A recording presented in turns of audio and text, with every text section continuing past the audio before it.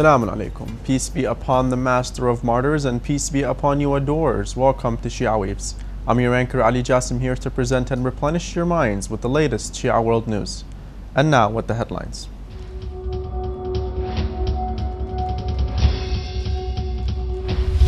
Monday is the first day of Ramadan, according to the office of the eminent Grand Ayatollah Sayyid Sadiq Shirazi. Iraqi troops, backed by thousands of volunteer fighters, liberate Tikrit and push out ISIL terrorists. Nahi-ul-Balaghah in Swahili, published in Tanzania.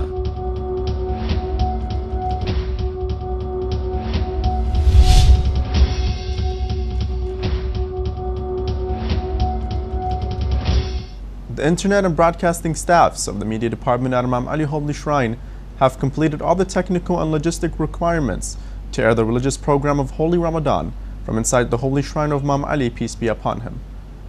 The head of media department said that a live satellite broadcasting service has been recently provided for all the religious, doctrinal, and cultural activities to be aired from inside the Holy Shrine to make it easy for the followers of the Ahlul-Bayt, peace be upon them, and satellite channels to communicate with the Holy Shrine and to make use of such activities. He added that the religious program of this year will include various activities which will be uploaded on the Holy Shrine's official website after being translated into different languages such as Farsi and Urdu. The office of the eminent Grand Ayatollah Sayyid Sadiq Hussein Shirazi, may Allah prolong his life, in the holy city of Karbala, announced Sunday as the last day of Sha'ban, and Monday, which corresponds to June 30th, will be the first day of Ramadan. The eminent Grand Ayatollah Sayyid Sadiq Hussein Shirazi, may Allah prolong his life, stressed the necessity of chasing profound knowledge of Ahlul-Bayt sciences, peace be upon them, for the students of seminary schools.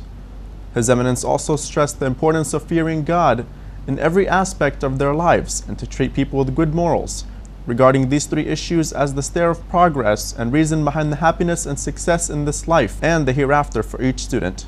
This came as part of His Eminence's directions to a group of seminary students from Karbala School of Ahmad bin Fahd al-Hilli, may Allah bless his soul, who visited His Eminence's honorable house in the holy city of Qom. Iraqi security forces have seized 20 arms-loaded vehicles en route from Anbar province in the central Iraq to Karbala province.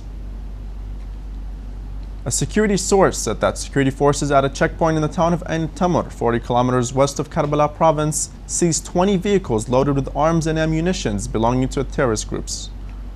The source added that the drivers and vehicles had fake documents of health ministry. The drivers were apprehended. Iraqi army troops have retaken full control of the northern city of Tikrit from the so-called Islamic State in Iraq and the Levant, the ISIL. Security sources said military forces, backed by thousands of tribal and volunteer fighters, managed to retake control of the city from Al-Qaeda-linked militants on Saturday. This comes after army forces attacked the positions of the Takfiri militants from 4 different directions. The latest development could facilitate the Iraqi army's advance towards Bayji and Mosul.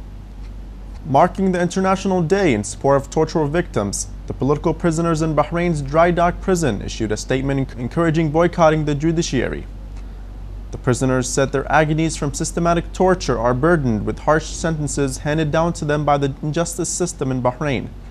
Bahraini prisoners reminded that international human rights organizations and foundations concerned with victims of torture and the testimonies of detainees confirmed the use of systematic torture and cruel treatment to an extent which resulted in permanent deformities for many detainees in Bahrain.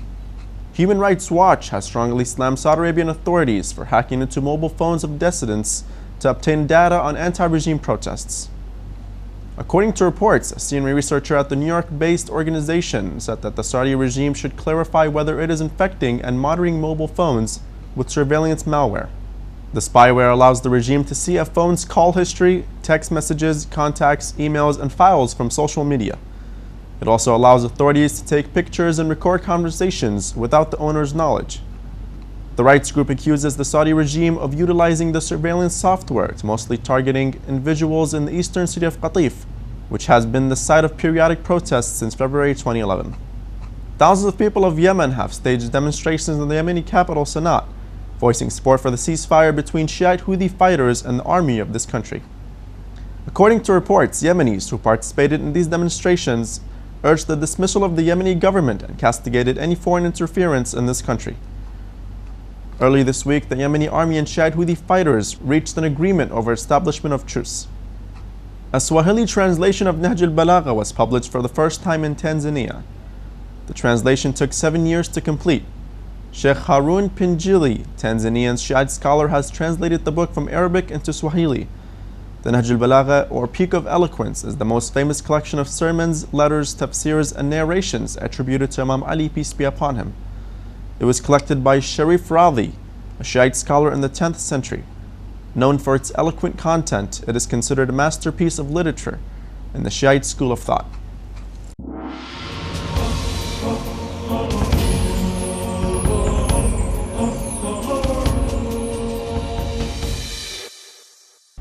We have reached the end of our new show. Thank you all for joining in with us, and as always, remember our dua to hasten the reappearance of our beloved Imam Mahdi, peace be upon him. Assalamu alaikum wa rahmatullahi wa barakatuh.